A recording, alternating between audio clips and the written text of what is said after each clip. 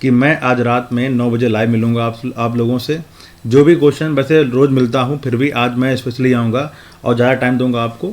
जो भी डाउट हो आपको टाइपिंग को लेकर, आप मुझसे पूछ सकते हैं, क्योंकि मैंने 3 बार इलाहाबाद हाईकोर्ट की टाइपिंग निकाली है, 2 बार यूनिट स्टैंड की और 1 बार RO की निकाली है। तो शायद टाइपिंग से रिलेटेड जो भी क्वेरीज आपकी हैं, मैं आपको सारी बताऊंगा, किस तरह से आपको वहाँ पर डीलिंग करनी है, किस तरह से आपको टाइपिंग देने के लिए जाना है।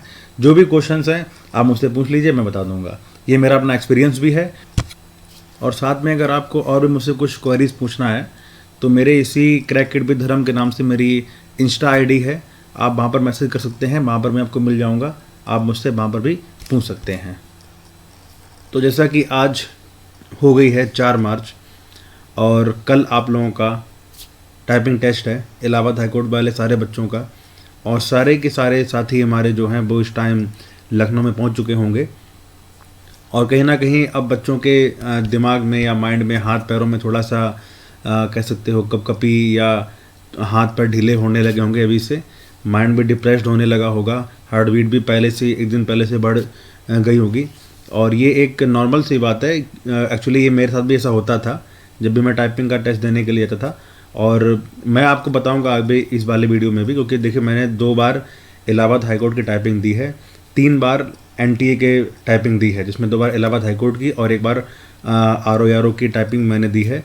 और लगभग तीनों ही मैंने क्वालिफाई की थी, बट मैंने ज्वाइन वाला किया था, मेरा दोनों बार फाइनल सिलेक्शन हुआ था इलाहाबाद हाईकोर्ट में। तो मैंने टाइपिंग से 1 दिन पहले तीनों बार के चारों बार अगर बात कर लिया, UP SSC का भी मैंने टाइपिंग दी थी।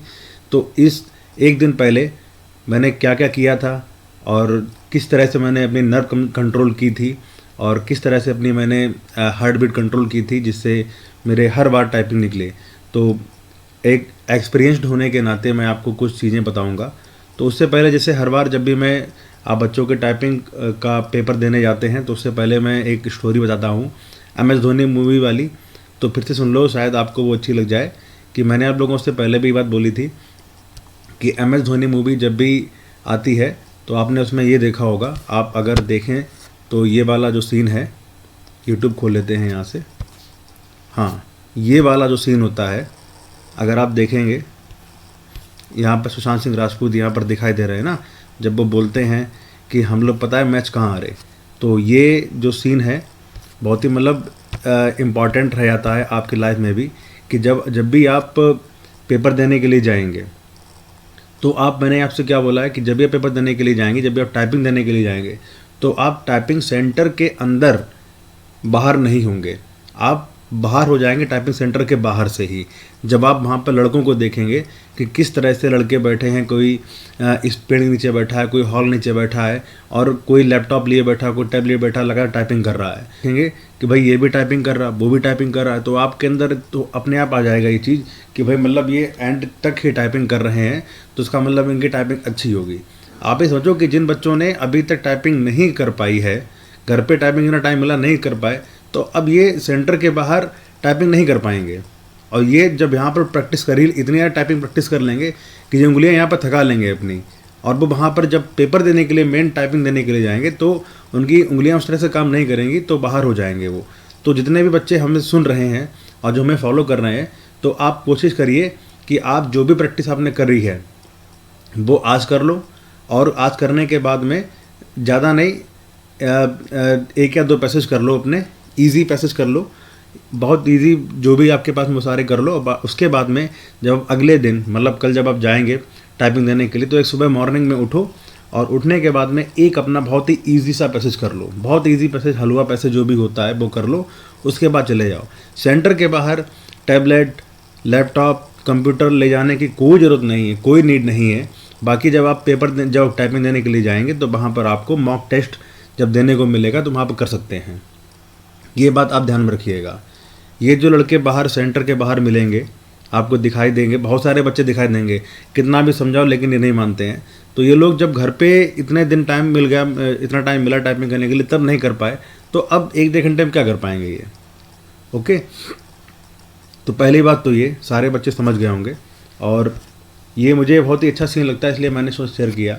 एंड सेकंड थिंग, जैसे अब बहुत सारे बच्चे हैं किसी ने टाइपिंग बाबा प्रैक्टिस करी होगी इस पर, कोई टेस्ट मेंटर पे किया होगा, किसी ने जेआर पे किया होगा, किसी ने सोनी पे किया होगा, और अलग अलग प्लेटफॉर्म पे बच्चों ने टाइपिंग की प्रैक्टिस करी अपनी और कर भी रहे होंगे। और बहुत से बच्चे होंगे आज के टाइम पर भी लगातार अपनी प्रैक्टिस कर ही रहे हैं।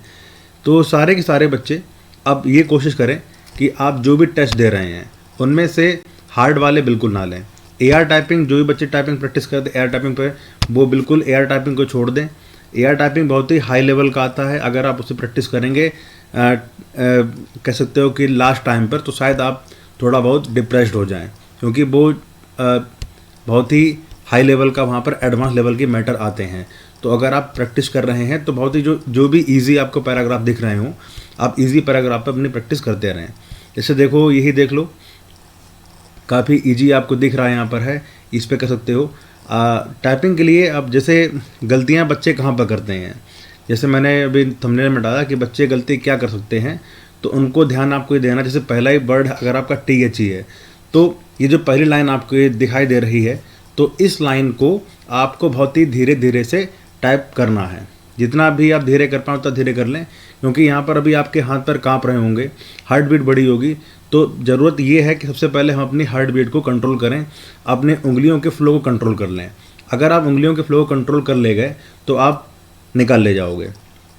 जैसे मैंने क्या करता था जब मेरी बारी आती थी, जैसे अब मैं अपना बता दूं कि कल मेरा पेपर है, लखनऊ पहुंचा, सुबह उठा मैं, उठने के बाद में सीधा नहाया धोया, जो भी किया करने के बाद में बस सुबह के टाइम पे सीधा एक कोई हल्का सा इजी पैराग्राफ लिया और घर पे प्रैक्टिस कर ली, जिससे जो मेरी उंगलियों का फ्लो है, जो नसें रात में सोने के बाद में लूज़ पड़ जाती हैं, ये थोड़ा सा मतलब इनको एक्सरसाइज हो जाए इनकी, इतना मैंने किया।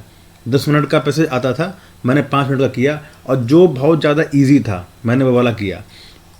करने के बाद नहाया धोया, फिर सेंटर पे गया। सेंटर पे जाने के बाद में मैं बहुत सेंटर से बहुत दूर रहा, सेंटर तक गया नहीं जिससे मैं लोगों को देख पाऊँ कि लोग क्या कर रहे हैं, लड़के क्या कर रहे हैं। जैसे मेरा शादी था, मैं एग्जांपल बताऊं आपको कि जो मेरे साथ में पेपर देने के लिए, टाइपिंग देने के लिए गया था, तो उसने देखा कि हर जगह पर लड़के टाइपिंग दे रहे हैं। तो मैंने उससे मना भी किया कि भाई तुम टाइपिंग देखने मत जाओ। अब जब एक बंदा कोई टाइपिंग कर रहा होता है ना वहाँ पर सेंटर के बाहर, तो कम से कम 10 से 15 बच्चे ऐसे होते हैं जो सब भीड़ लगाए देखते रहते हैं। तो जो टाइपिंग कर रहा है वो तो एट एनी हाउ निकाल ही लेगा अपनी, कोई बात नहीं, लेकिन जो भीड़ लगाकर देख रहे होते हैं वो अपने आप में डिमोटिवेट हो जाते हैं। वो देखते हैं कि भाई कितनी अच्छी टाइपिंग है इसकी, इसका हो जाएगा मेरा नहीं हो पाएगा, इसका हो जाएगा मेरा नहीं हो पाएगा। लेकिन आपको वहाँ पर ये देखना कि आई एम द बेस्ट, ये सोच के चल रहा है अपने आप को। तो मैंने अपने साथी से कहा कि यार मत जाओ देखने के लिए, मत जाओ, लेकिन वो नहीं माना, वो भीड़ में चला गया और देखने के लिए चला गया। वहाँ पर ऐसा होता है। फिर मेरे पास में आया, उसने कहा कि यार भाई क्या टाइपिंग, उसकी क्या टाइपिंग, पता नहीं। मेरा इतना ही हुआ कि वो डिप्रेस्ड हो गया, उसके हाथ पर कांपने लगे। तो मैं उससे कहा कि कोई बात नहीं भाई, टाइपिंग निकल जाएगी, लेकिन वो नहीं माना। बाद में मैं टाइपिंग देकर आया, मेरी टाइपिंग हिंदी इंग्लिश दोनों निकल गई, बट वो इंग्लिश में बाहर हो गया। तो आपको क्या करना है कि कॉलेज कैंपस से बहुत दूर रहना है, बहुत दूर रहना है। बस अगर आपको जाना है तो किसी पर ध्यान मत दीजिए, किसी पर ध्यान मत दीजिए, बस अपने सीधे एंट्री करिए, अंदर चले जाइए। उसके बाद जब भी मॉक टेस्ट आएगा, मॉक टेस्ट को आपको देना है, जिससे आप अपना कीबोर्ड चेक कर लें। जब आप कीबोर्ड चेक कर रहे होंगे तभी आपकी उंगलियां सारी खुल जाएंगी। बस इतना ही करना वहाँ पर है। और सेकंड थिंग क्या है कि जब भी आप टेस्ट देंगे तो पहली लाइन को धीरे धीरे टाइप करिएगा। जो बच्चे क्या करते हैं जल्दबाजी में, जैसे गलतियाँ छोटी छोटी क्या कर देते हैं, ये THE लिखना था।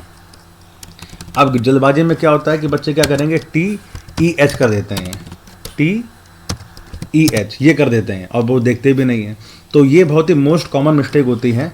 जैसे कोई अगर बड़ा वर्ड लिखा हुआ है तो बड़े वर्ड में तो वो आराम टाइप कर देंगे, लेकिन जहाँ कोई छोटा वर्ड है, जैसे TO लिखा है, ये कॉमन मिस्टेक होती है। TO को जल्दबाजी में OT कर देंगे।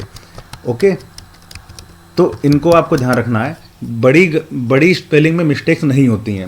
जैसे इफ़ होता है ना, तो इफ़ को FI कर देंगे। TH अगर ही लिखा है तो ही को EH कर देंगे।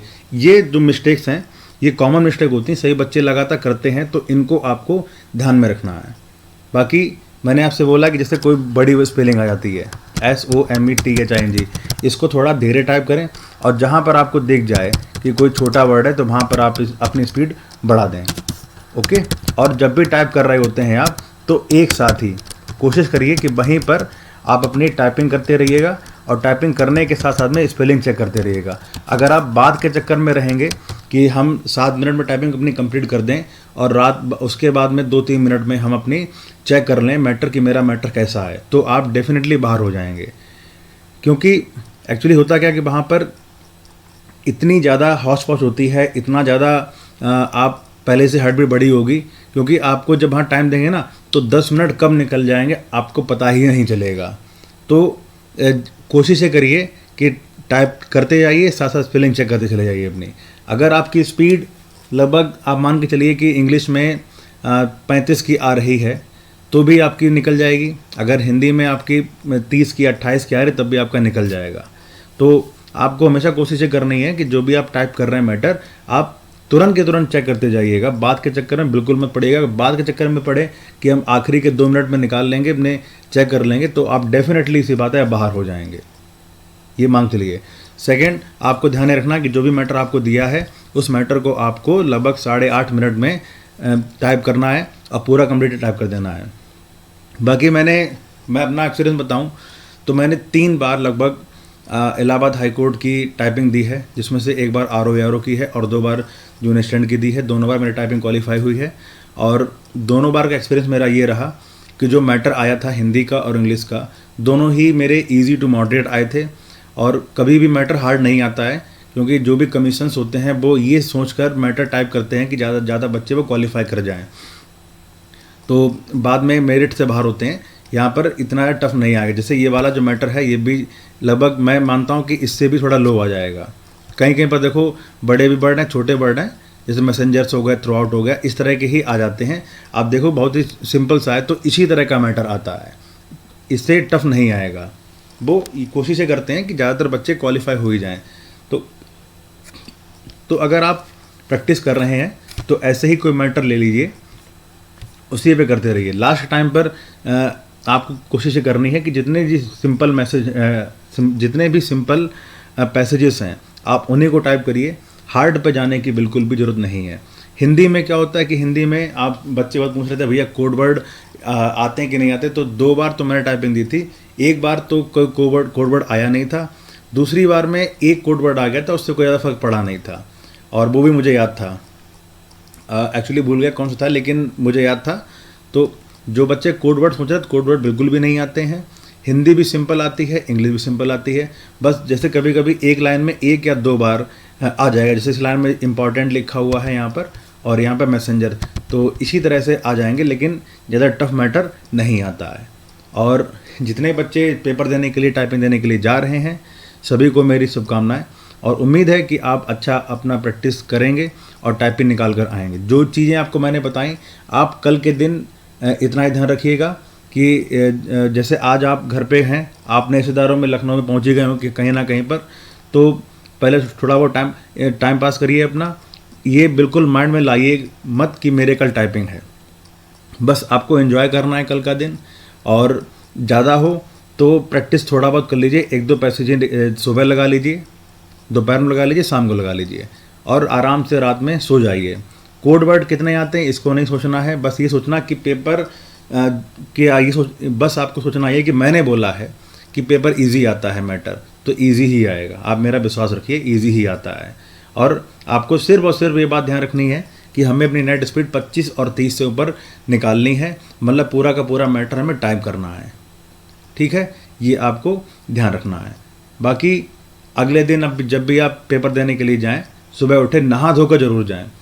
अगर कोई लड़का स्टेशन पे ठहर रहा है, कोई दिक्कत नहीं, कहीं पे नल पे जाकर नहा लो, लेकिन वहाँ पर जाना फ्रेश माइंड से जाना है। अगर आप फ्रेश माइंड से नहीं जाते हैं तो यहाँ से भी आपकी टाइपिंग पर नेगेटिव इम्पैक्ट ज़रूर पड़ेगा। चाहे आप होटल ले लीजिए, वहाँ पर किसी घर में रुकिए, लेकिन जब आप टाइपिंग देने के लिए जाएँ तो नहा कर जाएँ। जितना ही आप उसके बारे में सोचेंगे, टाइपिंग के बारे में, उतना ही ज़्यादा आप पेपर ख़राब करेंगे, और जितना ही आप कम सोचेंगे, लाइटली सोचेंगे, उतना ही अच्छा करके आएंगे। जितनी ज़्यादा टाइपिंग प्रैक्टिस अब आप घर में करेंगे, उतनी आपकी स्पीड डाउन होगी। तो कोशिश करिए कि आज के दिन, कल पेपर आपका है, आज के दिन मुश्किल से मुश्किल 2 या 3 पैसेज करिए बस।